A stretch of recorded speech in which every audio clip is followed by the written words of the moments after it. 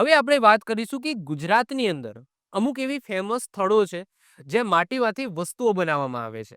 Clear? તો હવે એ સ્થળો આપણે જોવાનો છે અને એમાં સૌથી પહેલું જે સ્થળ આવશે એ છે ટેરાકોટા ઘોડા. ક્યાં આવેલું છે સ્થળ? તો સાબરકાંઠાના પોશીનાની અંદર આવેલું છે. પહેલા હું તમને ઇમેજ બતાવું. તો ઇમેજ તમે જુઓ તો અહીંયા શું દેખાય છે? તો આ બધા ઘોડા છે. તમે જોઈ શકો છો અહીંયા એક મંદિર છે અને આ મંદિરની પાસે ઘણા બધા ઘોડા તમને જોવા મળશે.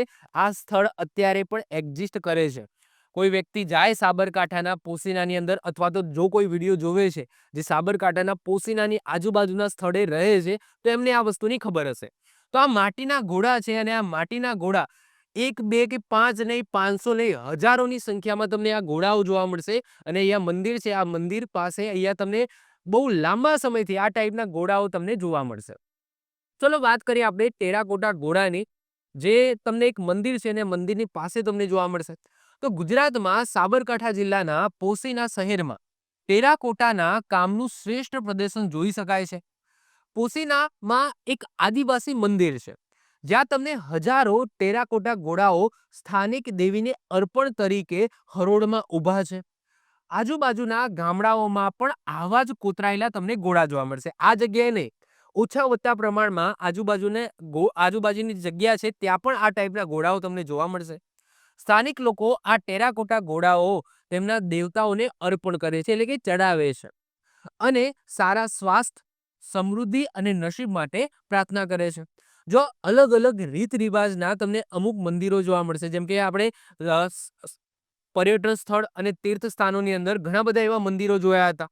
જેમ કે અમુક તમે જોશો કે ચાણસ્બા બાજુ તમે જાઓ તો એક દેરી છે જ્યાં ગોગા મહારાજનું મંદિર છે, ત્યાં લોકો પાણીની બોટલ ચડાવે છે. પછી અમુક એવા મંદિરો છે જ્યાં જલેબી ચડાવવામાં આવે છે. અમુક એવા મંદિરો છે જ્યાં આખાના આખા શ્રીફળ ચડાવવામાં આવે છે. તો એવી માન્યતા હોય છે, એમની પ્રથા હોય છે, એમના પાછળ પણ દંતકથા જોડાયેલી હોય છે. તો આ એક એવું મંદિર છે, આદિવાસી મંદિર છે, જે તમને સાબરકાંઠાના પોશીનાની અંદર જોવા મળશે, જ્યાં તમને માટીના ઘોડા ચડાવવાની એક પ્રથા છે. આગળ વાત કરીએ, અને એવું કેમ ચડાવે છે? કારણ કે ત્યાંના લોકો એવી માન્યતા છે કે સારા સ્વાસ્થ્ય, સમૃદ્ધિ અને નસીબ મળશે એની આ પ્રાર્થના કરે છે. અને આ રીતના માટીનો ઘોડો છે એ ત્યાં દેવી કે દેવતા જે પણ હોય એમને અર્પણ કરે છે. ગુજરાતમાં એક નાનકડા ગામમાંથી હસ્તકળા દૂર દૂર સુધી ફેલાયેલી છે. તમને આ પરંપરા ટેરાકોટાના શિલ્પ વિશ્વભરના ઘરોની અંદર પણ જોવા મળશે. તો એક્ઝામની અંદર પૂછાય તો આ ખાસ યાદ રાખજો. ક્લિયર? તો એક્ઝામમાં એવું પૂછાય કે ટેરાકોટા ઘોડા ચડાવવાની પ્રથા તમને ક્યાં જોવા મળશે? તો સાબરકાંઠાના પોશીનાની અંદર જોવા મળશે.